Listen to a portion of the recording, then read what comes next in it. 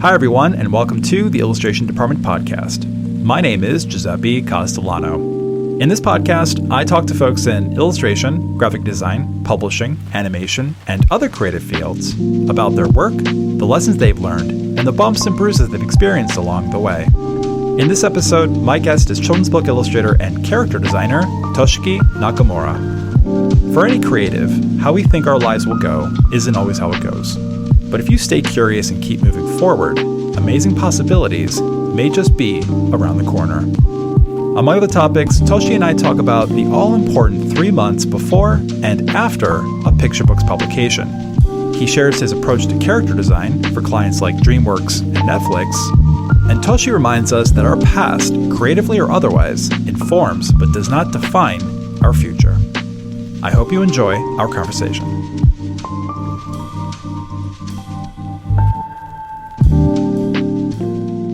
A book you illustrated was released a month ago by Henry Holt, an imprint of Macmillan for listeners out there. Farts Are Like Feelings. That's the title. That's not me making an observation. If my calculations are correct, this book was made available for pre-order by Holt about 4 months ago. Would that be roughly like it was available for pre-order 3 months before release, somewhere in that range? Right. Oh, I didn't realize that. Yeah, but I think so. Yeah. I didn't have you on the podcast to talk about the book, but I noticed that the book had just released, and this is pretty good timing because I get questions a lot from illustrators that I mentor about sort of this time frame when you have a book that's about to be published, and it's the run up to the release date. And now we're a month after the release date. The life of a book 3 months prior to its release date and 3 months after its release date that's an important 6 months for a book, for the life of a book. Didn't you have to, maybe not have to, but didn't you feel like you needed to tell people about it, post about it? Yeah, like promotion. Yeah. Mm-hmm. Did the team at Macmillan tell you, like, they're like, hey man, it's available for pre-order, time to, get the word out? They didn't really tell me to do things, but I think at the time, like the Barnes and Nobles had a pre-order sale, so when that was happening, they actually reached out to me to share the sale on my like social media and stuff. Right. So yeah. Did Macmillan's marketing team do anything? I think their Instagram is very active, so I recently saw their reel about the book, and so they're promoting in a way. Yeah, so it's good. Okay. And then the book released. What day did it release? Usually books release on a Tuesday, if I'm not mistaken. Do you remember? Yeah, it was Tuesday. It was a Tuesday. April 8th, yeah. Mm-hmm. It was like a giant jumbo jet flying over my house right now. Where the hell is that coming from? I think ICE has finally figured out that I was born to immigrant parents. They're finally after me. Well, it was nice knowing you, Toshi. They're gonna get me. All right. So ICE notwithstanding, so the book releases on this Tuesday. Mm-hmm. Obviously, you were aware of the release date. You knew it. You promoted it. I did, yeah. I guess what I'm trying to get at here is, what was the activity level from you, from Macmillan, from the author that ran up to the release date? Because I've talked about this on the podcast from time to time, but pre-order sales are incredibly important because the more pre-order sales you have prior to a release date, then on the release date, all of those sales count. So it's as if on that Tuesday, if you sold 1,000 copies in pre-orders on that particular Tuesday, you sold 1,000 books on Tuesday, which then gets the attention of bestsellers lists and so on and so forth. So then the next 3 months of a book, if you can catch that wind a little bit, can really take the book even further and not have it sort of die on the vine. Right.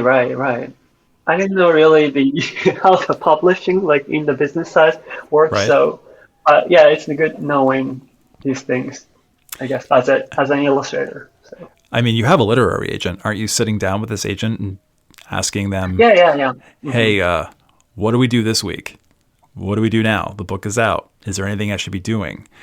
The reason I'm asking that is because I tell illustrators that all the time. If you have a book out, you should be not pressing, that's not the right word, but being a little bit of a squeaky wheel with your editor, with the book team, and your agent if you have one.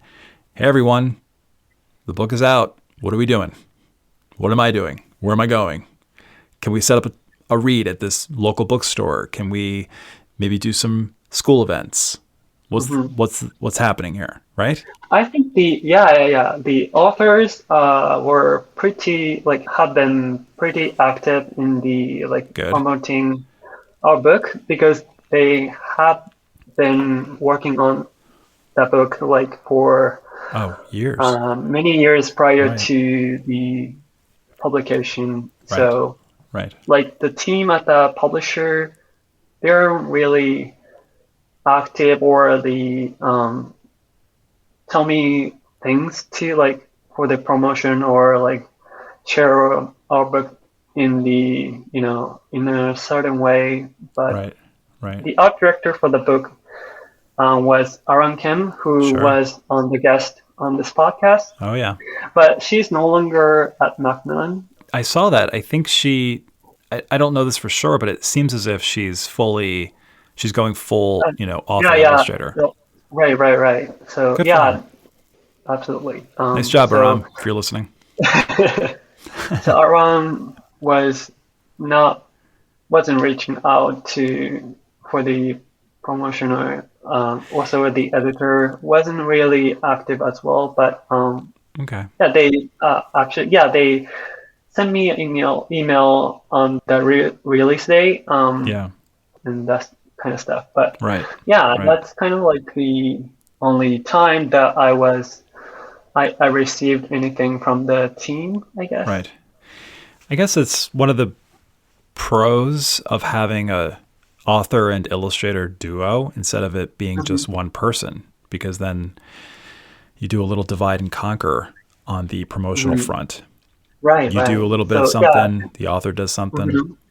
Yeah. Yeah, since I'm not in the US, so the authors are the ones that do Sure. the school visit and all that kind of stuff. So Yeah, exactly. yeah.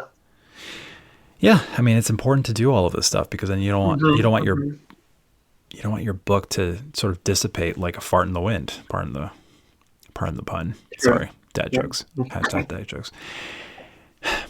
You announced that you were working on Farts Are Like Feelings in November of 2023. So a year or two prior to that, or even longer, the writer was working on the manuscript. At some point around November of 23, I would guess probably more than 6 months maybe, or 8 months, you were already working on this thing. It's essentially a year and a half from announcement, which is not when you start the book, Right. to publication. Some folks may not know this, but when the announcement is made, the book is well on its way. You're already working on it. Sure. So yeah. just anytime anyone sees an announcement made on, Instagram or Publishers Weekly or whatever it is, it's like, I don't know, it's the 10th item on the list of ways, first you acquire the book, then you start working on it, you find the illustrator, the sketches come in, the contracts are signed, 5, 6, 7, 8, 9, and it's like, oh yeah, right, we have to announce this, and they announce it. So you've been working on this thing close to 2 years. What's it feel like to work on a book, not just this one, but any book, for that long, and now it's over? Do you now wait, pray, fixate on sales numbers, or have you already turned your attention to the next thing? Or both? Or neither? When I finished the book, I already had another book lined up, so I think I just switched my mind and went for the another book to work on. Right. At the time, probably just sketches. So I put the feelings or like parts took me less than 2 years, but Mm-hmm. I had another book that took even longer, Wow. which was the book called Listening to Trees. Right. It was the non-fiction, like a Sure. picture book biography. So Right. usually in my experience, it takes longer than the fictional one. Yeah, that makes sense. Do you sort of move on from it once it's done? Or, I don't know, if I were in this situation, and hopefully one day, knock on wood, I am, and the book, let's say, releases, today's Tuesday. So let's say it releases on Tuesday, today. I'd be Hmm. on the podcast like, hey, everybody, my book is out. And then because I do tend to fixate on stuff a little bit too much, Hmm. I would, if I'm being human and honest, I'd absolutely fixate on the numbers. I'd be checking daily, weekly. Oh, you do? I would. I would. I mean, who wouldn't, right? I mean, unless it takes a certain amount of zen and maybe success or Hmm. being in a place where you don't have to worry too much about whether or not the book sells to not, right? Yeah, I mean, I don't even know how to like check the numbers. Yes, so I don't really. Oh my God, Um, I'm texting my agent every day. What about now? What about oh, now? No, I'm really? kidding. I I'm kidding. don't. I never did that. Totally kidding. You might. Oh, that's interesting.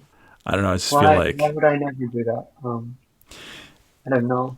I get this a lot. Illustrators, that I work with who have books out, and it's like either the publisher didn't really do a ton of marketing for it, or publicity rather, or Hmm. um, or they did, or whatever the case, and then the book is out, and then it just kind of it's a weird feeling is what I'm trying to get at here. When you have a book that's Hmm. published, especially if it's your first book, when you've been working for so many years and traversing all the rejection and all the doubt and everything, and you're finally, you have an agent or you have a book from a good publisher, and it's, oh my gosh, this is it, this is the beginning, and then the book comes out, and then you're just kind of like, okay, I mean, let's go, I guess. I mean, like, there's nothing there, or is there? I Hmm. guess it depends on the creator. Right, right. I never like caught up like the numbers or I usually just finish the book and just move on. Yeah. How long have you been an illustrator? More than 5 years, six maybe. Do you ever feel like in that time, there are different types of creators, right? Some creators are like, I'm all in. I'm doing this. This is what I want to do. This is good for me. I'm going to do it come hell or high Hmm. water. And others find those waters to be really choppy and disorienting, and which then obviously leads to things like doubt and, questioning whether or not you're wasting your time. Mm. So which one are you? I feel like struggling sometimes. I have 5 books published already, but still like this illustration career is like I've never expected to, do things into this publishing when I entered the art school. So Right. it still feels kind of new to me, even though I've been doing this for like more than 5 years. It's always like, am I good enough? Or like, I don't know. Right. Always like the juggling stuff. Like that's why I'm in the animation as well. Yeah. Is this a thing that you just kind of, it's there, you've experienced it, but you're not fixating on it? You're not letting it get in the way of what you're doing, Hmm. whether Yeah, it's I for, think whether it's for a publisher like a client or an animation studio, or for yourself. I'll try to like I'll just walk through it. Even I know that I'll be struggling, but I just Right. know that I have to do it. This podcast is produced by the Illustration Department, a global leader in online education for illustrators. Visit illustrationdept.com for offerings like mentorships and portfolio reviews, testimonials, our alumni showcase, our best-selling Substack, and more. That's illustrationdept.com. And now, back to our conversation. You're also a character designer. Would you Yes. would you say would you refer to yourself as a character designer in the animation world? Yeah, I would say that, yeah. Who have you worked with? I mean, I've worked with different studios like DreamWorks TV, Netflix, Warner Brothers. Yeah. These are kind of like major studios, but Right. I do occasionally work with the like smaller studios in Canada or like Europe. Yeah.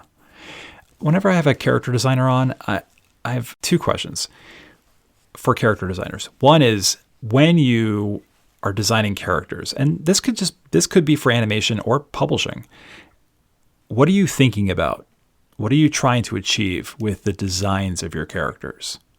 I think the first thing that I do is to grasp the idea of like character's personality. Right. From that, I usually like sketch out and move from there.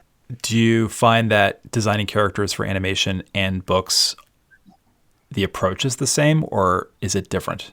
And if so, how is it different? I say different because like usually the books are like flat, not in like dimensional Right. in a way. So, Right. but the characters in the animation have to be moved all of the arms and legs, and so I have to think about like dimensionality, even though it's in 2D or flat animation. I still have to think about what it's like to have the character in 3D or like dimensionality. Right. Yeah, that's I think the main difference from the children's book and the animation.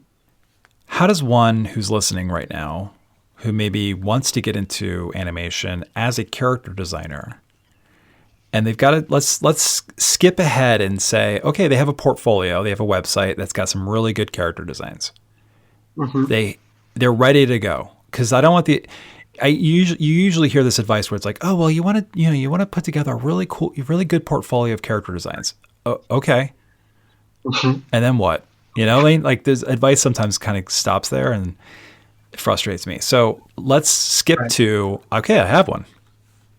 Now what do I do? I say go out and network with the folks working in animation. That's what I did. So because applying online through the website, like the studio's website, Right.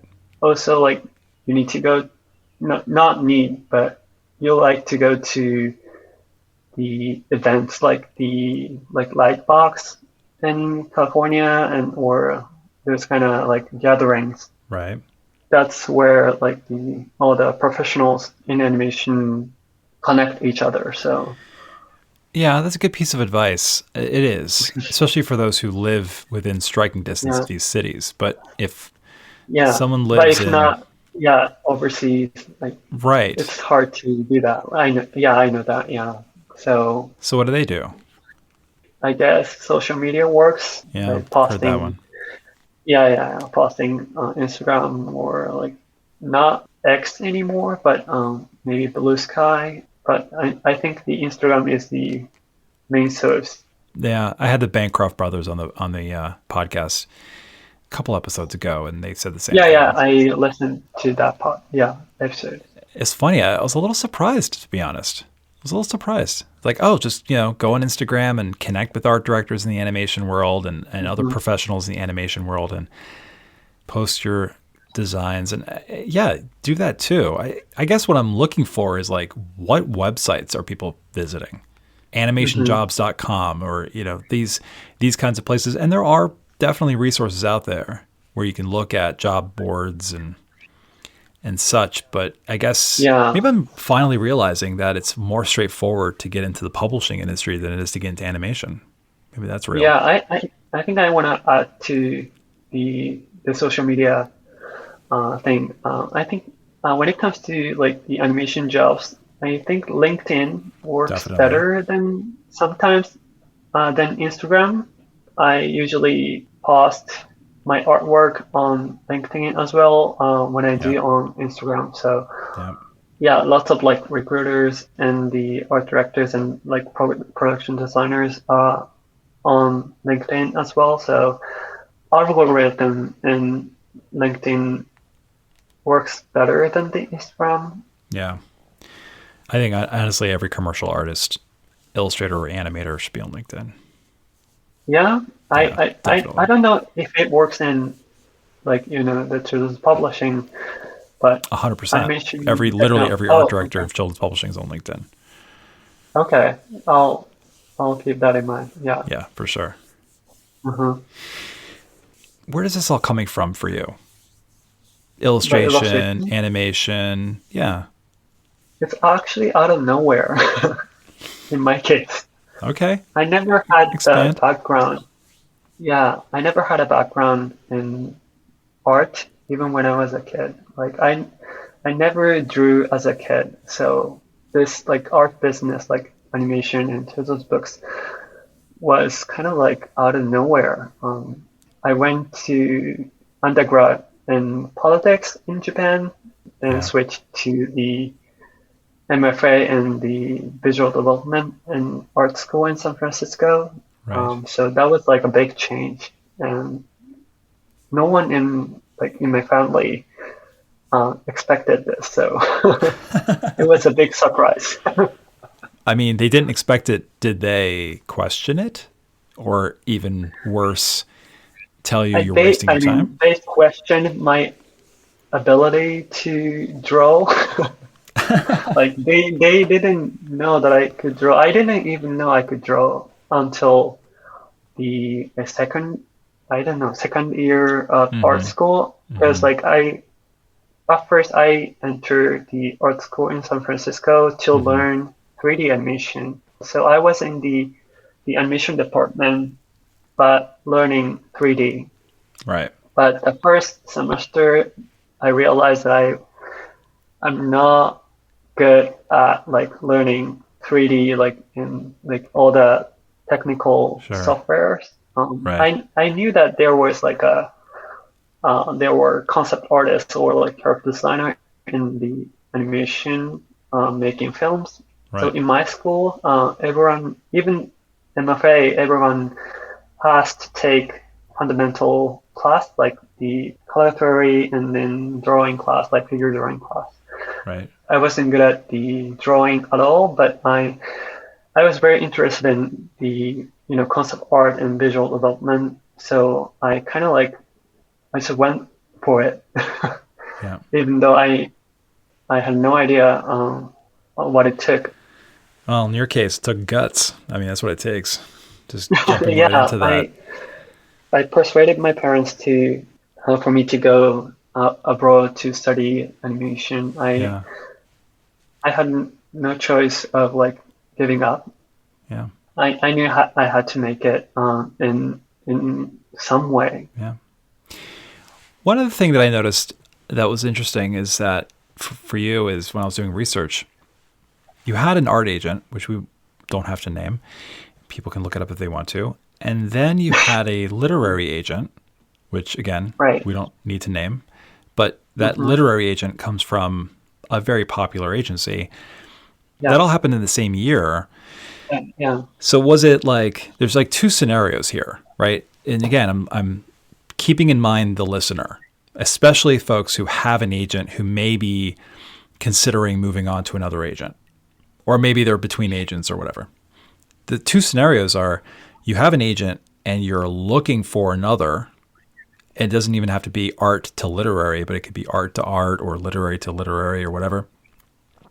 And then you query while you're still repped. You receive an offer of representation, and then you tell your current agent, I'm out of here. That's scenario Hmm. one. You Hmm. establish the second agent before you leave the first, which is makes sense. Sounds like it makes sense to me. Hmm. Hmm. Hmm.